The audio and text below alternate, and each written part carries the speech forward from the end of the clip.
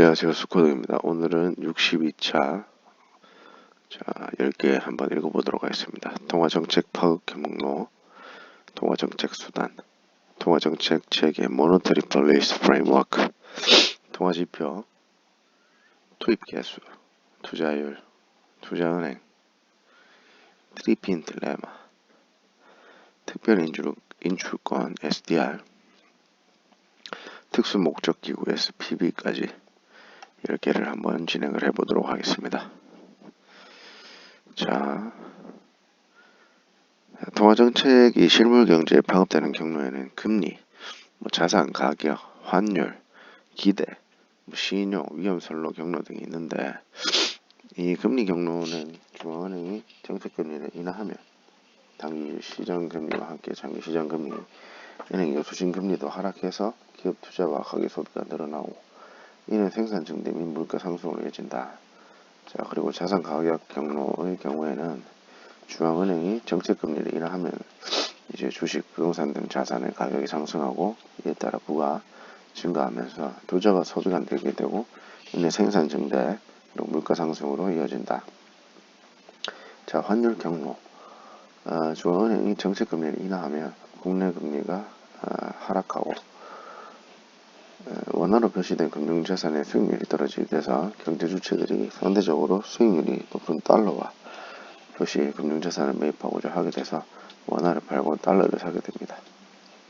이때 이제 달러화에 대한 초과 수요로 원화 가치가 하락하면 수출이 증가하고 수입이 감소하여 경상수지가 개선되고 있는 생산 증대 및 물가 상승으로 이어지게 되는데, 기대 경로의 경우에 이제 중앙은행이 현 시점에서 정책 금리 조정뿐만 아니고 경제 주체들 이제 미래 통화 정책에 대한 기대, 경기 전망 및 인플레이션 기대를 변화시킴으로써 소비 및 투자 결정에 영향을 미치는 것을 말합니다. 신용 경로의 경우에 이제 중앙은행이 정책 금리를 인하하면 기업과 가계에 대한 금융기관의 대출률이 커져서 투자가 증가하고 소비가 늘어나게 돼서 이는 생산 증대, 이제 물가 상승 이렇게 이어지고요. 위험선호 경로는 이제 완화적 통화 정책이 금융기관의 이제 위험선호도 증대를 통해 고위험, 고수익 대출 등을 중심으로 신용공급이 확대되면서 소비 투자 등이 늘어납니다. 이렇게 같은 이 경로는 이제 장기간 저금리 기조가 지속될 경우에 금융기관의 과도한 위험 추구와 신용공급 확대로 이어질 수 있다는 것을 지적하는 것으로 통화정책과 금융안정의 연관성을 보여주고 있고요. 그래서 이제 통화정책 파급 경로라는 게 지금 이렇게 있다는 거 알고 계시면 될 것 같습니다. 통화정책 수단. 중앙은행이 활용하고 있는 통화정책 수단으로는 지급준비제도, 공개시장 운영, 중앙은행 여수신 제도가 이제 있습니다. 자, 이제 지급준비제도는 금융기관으로 하여금 예금 등과 같은 금융기관 부채의 일정 비율에 해당하는 금액을 중앙은행에 예치하도록 의무화하는 제도를 지급준비제도라고 하고요. 지급준비율 자체를 변경해서 번원 통화를 조절하면 승수효과를 통해 통화량에 영향을 주므로 지급준비정책은 중앙은행의 유동성 조절 수단이 되고요. 공개시장 운영은 중앙은행이 단기 금융시장이나 채권시장과 같은 공개시장에서 금융기관을 상대로 공채 등 증권 매매하여 금융기관의 자금 사정을 변화시키고 이를 통해 통화나 금리를 조절하는 정책수단입니다. 그리고 중앙은행 여수신제도는 중앙은행이 금융기관과의 대출 및 예금 거래를 통해 자금의 수급을 조절하는 정책수단을 말하고요. 이와 같은 통화정책수단을 시장 친화적 정책수단이라고 할 수 있습니다. 한편 일부 중앙은행의 경우 정책당국에 부여된 행정된 형태조건을 통해 은행 여수신금리를 규제하거나 은행 대출 규모를 일일이 통제하는 등 직접 조절 수단을 활용하기도 하고요. 이와 검색은 지급준비제도, 공개시장 운영 이렇게 있다는 거. 자, 통화정책 체계, 모노터리 폴리시 프레임워크. 중앙은행은 통화정책을 수행함에 있어서 정책수단과 최종 목표를 이뤄줄 수 있다는 다양한 지표를 반영하는 것이 일반적입니다. 우선 중앙은행은 통화정책의 최종 목표와 및 밀접한 관계가 있는 통화량, 환율, 물가상승률 등의 지표 중에 하나를 선택해서 그 지표의 목표 수준을 결정한 다음 이를 달성할 수 있도록 통화정책을 수행합니다. 이렇게 선택된 지표를 명목기준 지표라고 해서 이 중 물가상승률을 제외한 통화량, 환율 등의 최종 목표를 달성하기 위한 중간 목표로 활용됩니다. 그러나 통화량, 환율 등도 중앙은행이 직접 제어할 수 있는 지표가 아니고 따라서 중앙은행이 다른 변수에 영향을 받지 않고 직접 제어하여 원하는 수준을 유지할 수 있는 지표가 필요한데 이를 운영 목표라고 하며 일반적으로 단기 시장금리나 지급준비금이 사용됩니다. 중앙은행은 이러한 운영 목표의 적정 수준을 설정하고 공개시장 운영, 중앙은행의 수신제도, 지급준비제도 등의 정책 수단을 활용하여 동수준을 유지함으로써 궁극적으로 최종 목표를 달성하기 노력합니다.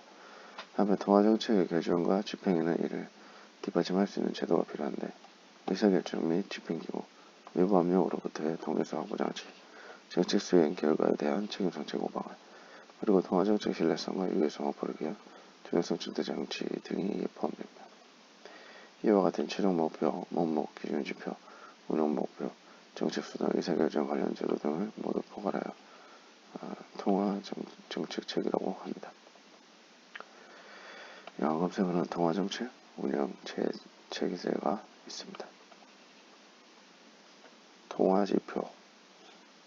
한 나라의 경제가 건강하게 유지되려면 경제 규모에 맞는 적정량의 통화가 필요한데 이 경제 규모에 비해서 이제 돈이 너무 많으면 인플레이션, 너무 적으면 디플레이션이 발생하기 때문에 물가의 지속적 상승이나 실업 등의 문제가 발생하기 때문에 중앙은행은 경제에서 유통되는 화폐 양을 적정 수준으로 관리해야 되는데 그러기 위해서는 우선 시중에 유통되는 통화량을 정확하게 측정할 필요가 있다. 이 시중에 유통되고 있는 통화량을 나타내는 정도가 곧 통화지표인데 통화지표는 이제 통화를 어떻게 정의하는가에 따라 여러 가지가 있다. 우리나라는 M1, M2를 통화지표로 LF와 L을 유동성 지표로 이용하고 있다. 자, 그래서 이제 M1은 이제 화폐 지급 결제 수단으로서의 기능을 중시한 지표로, 그러니까 지급 결제 수단의 기능을 중시한다는 거지. 그리고 이제 시중에 유통되는 현금에 예금 지급 기간에 결제성 예금을 더한 거고, M2는 M1에 예금 지급 기간의 각종 저축성 예금, 시장성 금융상품, 실적 배당형 금융상품, 금융채 및 거주자 예금을 더한 거고, 통화지표보다 포괄 범위가 더 넓은 지표가 유동성 지표인데 LF는 M2에 예금 지급 기간에 만기 2년 이상의 정기 예적금, 금융채, 금전신탁과 생명보험회사의 보험계약 준비금 및 증권금융의 예수금 등을 포함을 한다. 그리고 L은 이제 LF에 기업 및 정부 등이 발행한 기업은 회사채 및 국공채 등 유가증권을 포함한다. 결국에 이제 LF랑 L은 유동성이고 M1이랑 M2는 이제 통화 관련된 부분. 그래서 이제 M1, M2를 뭔가 알려면 M1을 알아야 되고 M2를 알려면 LF를 알아야 되고 LF를 알려면 L을 알아야 된다.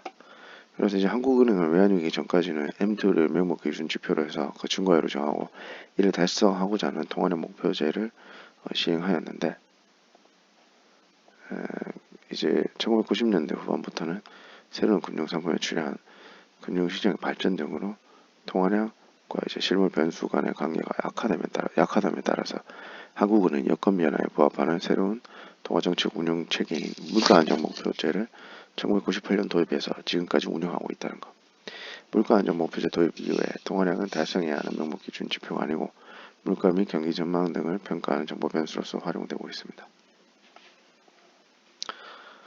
자, 그리고 투입 개수. 각 산업 부분이 제한한 서비스의 생산에 사용하기 위해서 다른 산업으로부터 구매 원재료, 인력 등 중간재별 투입액을 총투입액으로 나눈 것으로 각 부분 생산물 1단위 생산에 필요한 중간재들의 단위를 나타낸다. 따라서 어떤 산업 부분의 중간재 투입 개수들을 모두 합하면 중간 투입률이 되며 이와 같은 투입 개수는 각 산업 부분의 생산 활동에서 생산 기술 구조, 즉 투입과 산출의 함수 관계를 나타낸다고 할 수 있다. 한편 투입 개수를 산출함에 있어서는 물량 단위에 의한 방법이 이상적이라고 할 수 있으나 모든 생산물에 공통적인 단위가 없으므로 금액에 의한 투입 개수를 산출하는 것이 일반적인 방법이다. 연관 검색어는 최종 수요, 중간 수요가 있습니다.